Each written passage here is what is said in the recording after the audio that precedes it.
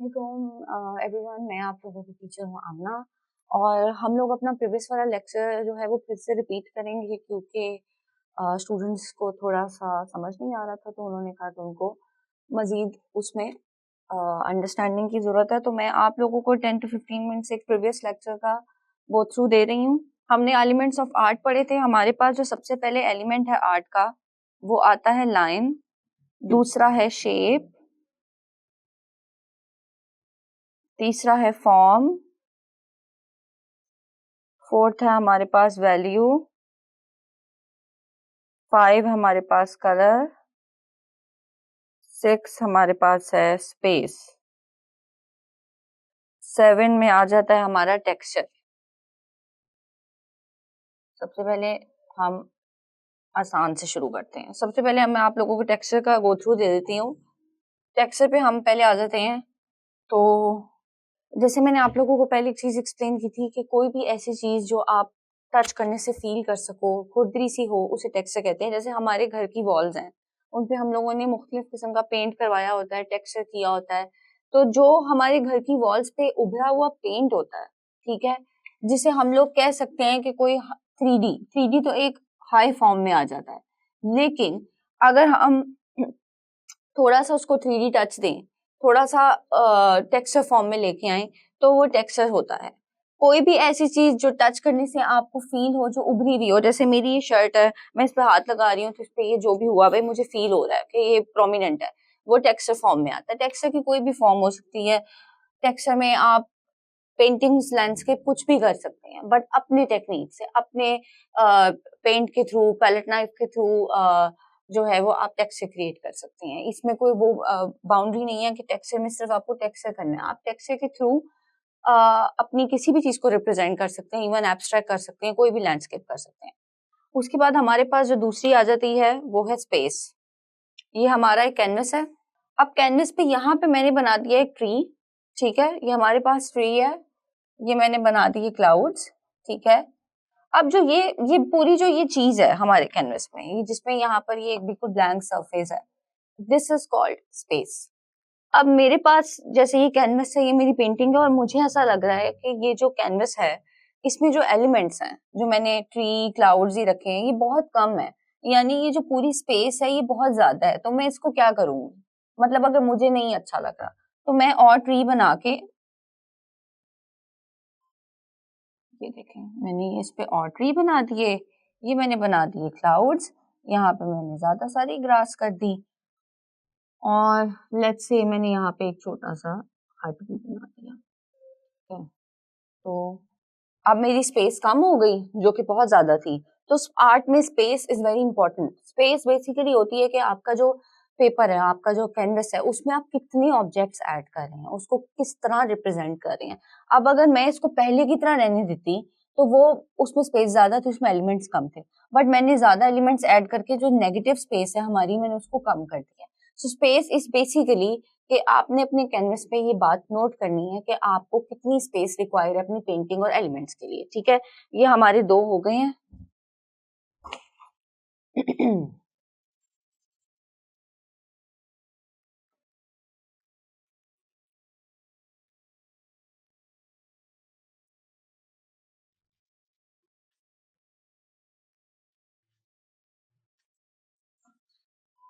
अब हम लोग कलर पे जाएंगे, ठीक है।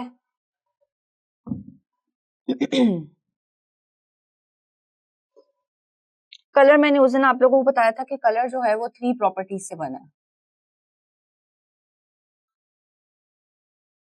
ठीक है। कलर में 3 प्रॉपर्टीज आती हैं। एक आपका आ जाता है ह्यू, दूसरा आपका आ जाता है वैल्यू, तीसरा आपका आ जाता है इंटेंसिटी,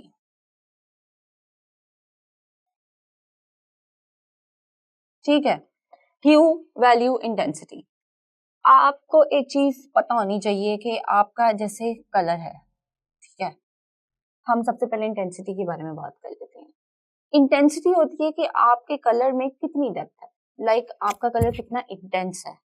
अब इंटेंस कलर इस तरह नहीं बनेगा कि अगर ब्लू है तो ब्लू में आप ब्लैक ऐड कर दें। ब्लू में अगर आप ब्लैक ऐड करेंगे तो आपका कलर हो जाएगा डल, ठीक है, क्योंकि ब्लैक बहुत स्ट्रॉन्ग कलर है, जब उसमें कोई भी कलर मर्ज होता है तो वो अगली को डल कर देता है, ठीक है, या it will represent a different colour obviously. अब अगर आपने इंटेंस ब्लू को दिखाना है तो आप ब्लू में, ठीक है, आप ब्लू में ऐड करेंगे ग्रीन, या आप ब्लू में ऐड करेंगे अपने शेड के according brown, to make it more, to give it a different intense look, ठीक है। कोई भी कलर, ठीक है, जिसमें आपको मतलब कोई भी आप कलर उठा रहे हो उसमें अगर आपको उसकी इंटेंसिटी प्रॉपर्ली शो करानी है कि कलर की कितनी डेप्थ है क्या है, तो आप उसमें वो कलर्स मिक्स करोगे जिससे प्रॉपर कलर्स की इंटेंसिटी दिखे। तो बेसिकली इंटेंसिटी का जो रोल है वो ये है कि आपने कलर्स की इंटेंसिटी या कलर्स की डेप्थ को दिखाना है कि कलर जो हमारे पास हैं उनमें हम मतलब उनमें एक डेप्थ दिख रही है कि नहीं दिख रही, because colours play very important role. अगर आपको कलर मिक्सिंग नहीं आती, आपकी कलर पैलेट अच्छी नहीं है, आपको कलर के साथ प्ले करना नहीं आता, तो आप पेंटर नहीं बन सकते।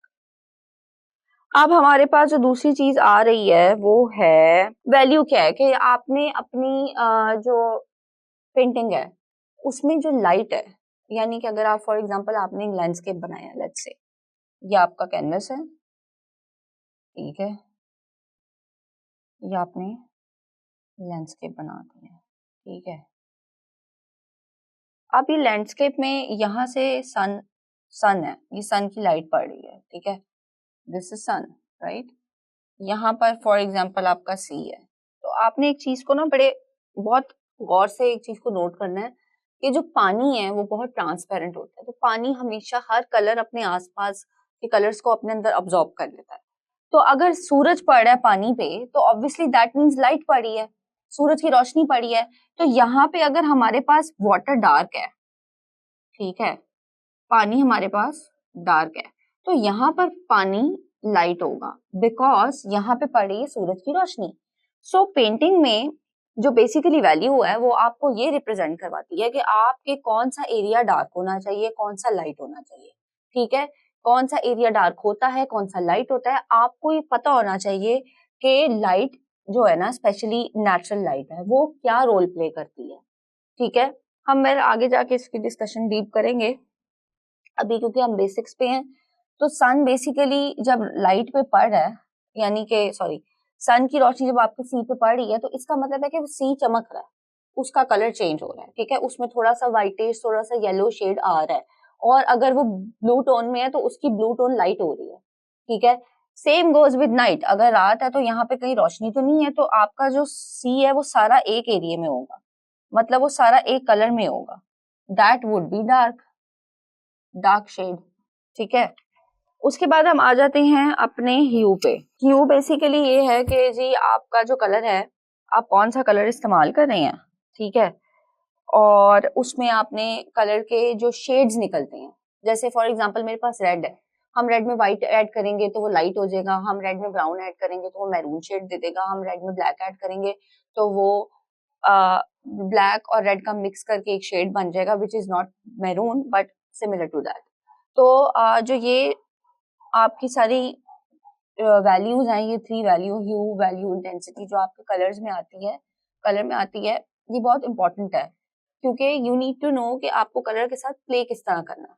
इंटेंसिटी पे एक और चीज है, वो ये है कि इंटेंसिटी पे जैसे मैंने आपको कहा कि आपके कलर के अंदर ब्राइटनेस और डार्कनेस कितनी इंपॉर्टेंट मैटर करती है, इंटेंस कितना है। अगर आप ब्लू में ब्लैक मिक्स करेंगे तो वो इंटेंस नहीं रहेगा, वो डार्क शेड दे देगा। आपको अपने कलर को इंटेंस दिखाना है तो आपको उसके अकॉर्डिंगली शेड ऐड करनी है। जैसे ब्लू में आप ग्रीन प्लस करेंगे तो आपका कलर सॉर्ट ऑफ आपको सी ग्रीन सी की लुक देगा और उसमें इंटेंसिटी होगी, ठीक है। अब हम अपने नेक्स्ट उस पे चलते हैं। वैल्यू की डेफिनेशन मैं इधर थोड़ी सी लिख देती हूँ वरना ही नोट्स में है। Value is the degree of light and dark in a design.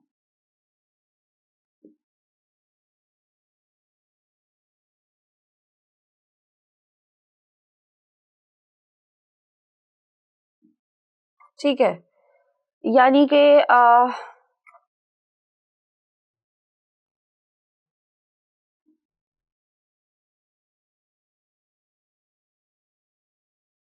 अच्छा, हम जब भी कोई पेंटिंग करते हैं ना, ठीक है, तो उसमें ना सिर्फ कलर्स उठा के रखना नहीं होता है, आपको कलर्स के साथ उसके कॉन्ट्रास्ट भी देखने पड़ते हैं। जैसे अक्सर हम लोग देखते हैं, हम ब्लैक हैं तो लोगों के साथ ब्लैक के साथ व्हाइट यूज करते हैं, ब्लैक एंड व्हाइट, ये एक बहुत पुरानी मोनोक्रोमैटिक थीम बन चुकी है, ठीक है। तो बेसिकली वैल्यू क्या है? वैल्यू वो डिग्री है, value is a degree of light and dark in the design, कि आपके जो भी आपका कैनवस है, जो भी आपका उसमें आपने डिजाइन बनाया हुआ है, उसमें आप ब्लैक, व्हाइट, ये अगर आपके पास दो कलर्स हैं, आप इसको यूज कर रहे हैं, तो आप इसमें कंट्रास्ट कैसे लाएंगे? ये तो बड़े बेसिक से कलर्स है ना। तो कंट्रास्ट के लिए आप क्या करेंगे? आप मिक्स करेंगे, आप मिक्स करेंगे ब्लैक को व्हाइट को, जिससे बनेगा grey. So basically mixing of colour आपका कॉन्ट्रास्ट है, और आपका कॉन्ट्रास्ट क्या है? Value. Value is the degree of light and dark in the design, which is in easy words contrast. आपका कॉन्ट्रास्ट क्या आता है? Mixing of colours. जब आप कलर्स को मिक्स करते हैं, आप प्ले करना शुरू करते हैं, तो आपकी जो कैनवस है, आपको पता चलता है कि कैनवस में किस चीज की कितनी रिक्वायरमेंट है, कॉन्ट्रास्ट कहाँ स्टैंड करता है।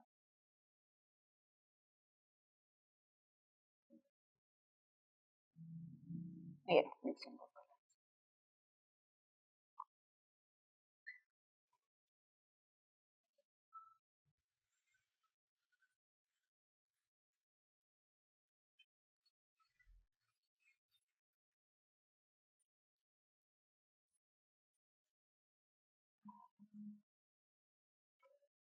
अब हम अपना फॉर्म पे कर रहे हैं कि फॉर्म बेसिकली हमारा क्या है। Form is a three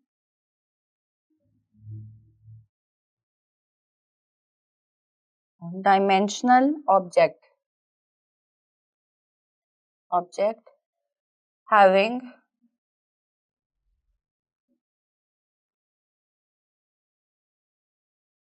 volume and thickness।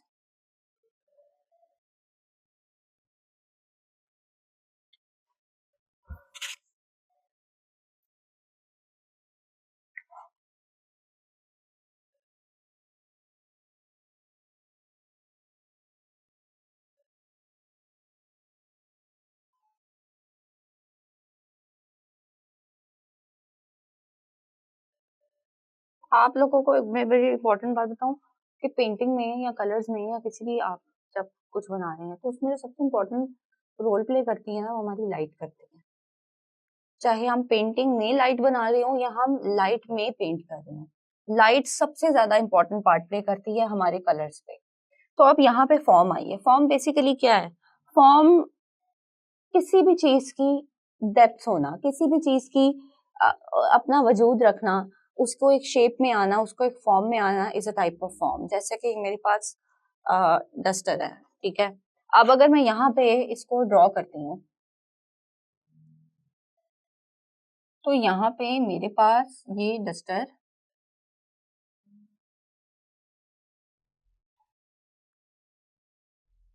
जो यहाँ पे मेरे पास ये डस्टर है, ये एक बोर्ड पे बना हुआ है। Like I can not touch it, I can not feel it, but ये मेरे पास जो डस्टर यहाँ पे मैं रख रही हूँ, ठीक है, ये यहाँ पे एक 3D फॉर्म में पड़ा है। Like I can feel it.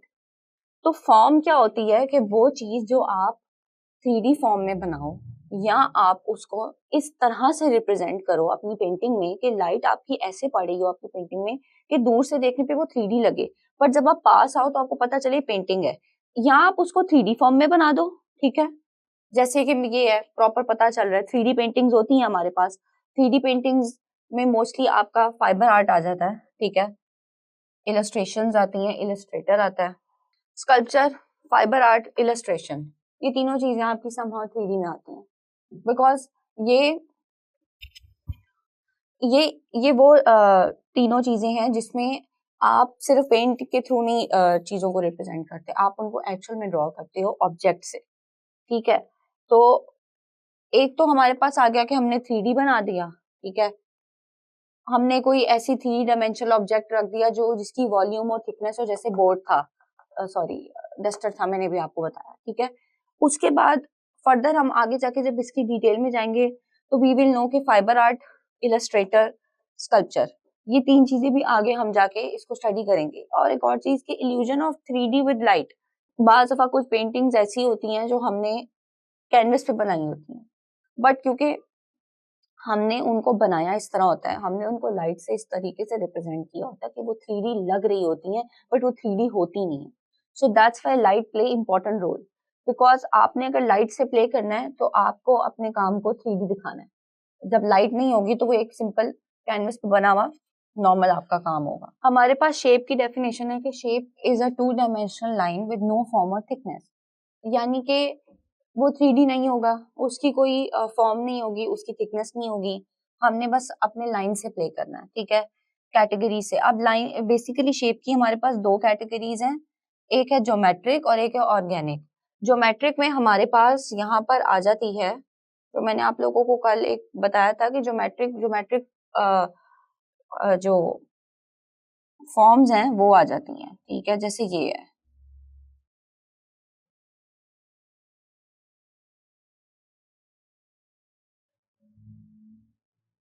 ठीक है, ये हमारे पास आ गई ज्योमेट्रिक फॉर्म, लाइन हो गया,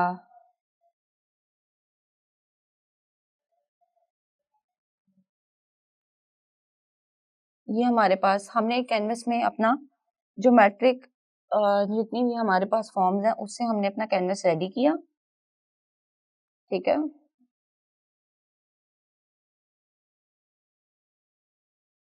ये देखें, ये हमारा ज्योमेट्रिक कैनवस रेडी हो गया।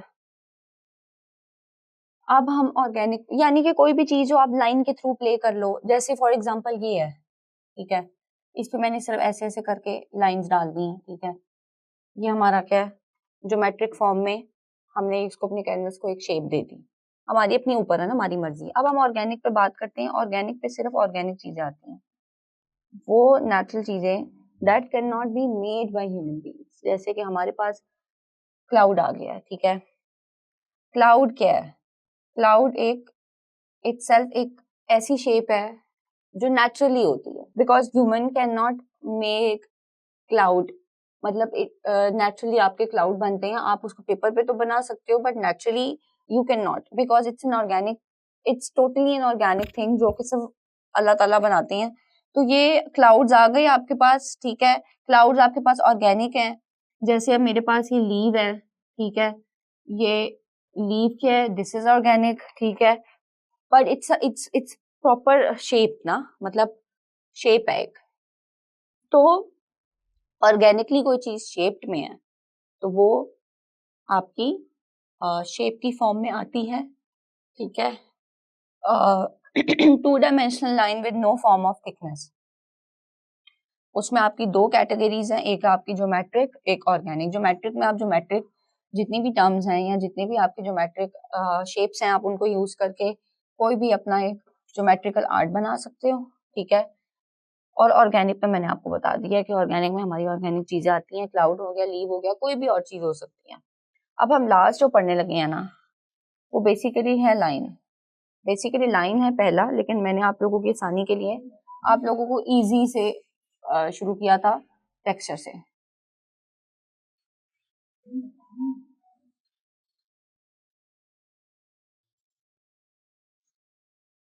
तो लाइन बेसिकली क्या है,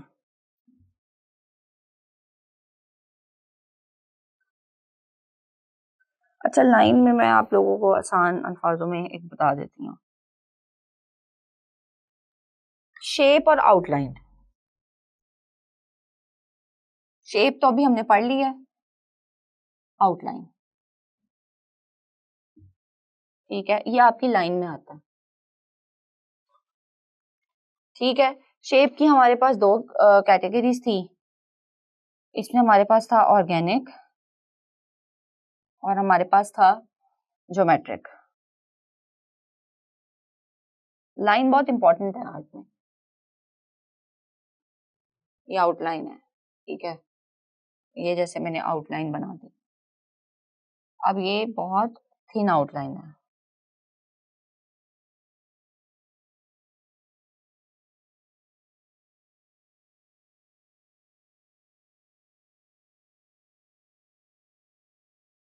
इसको मैंने थिक कर दिया।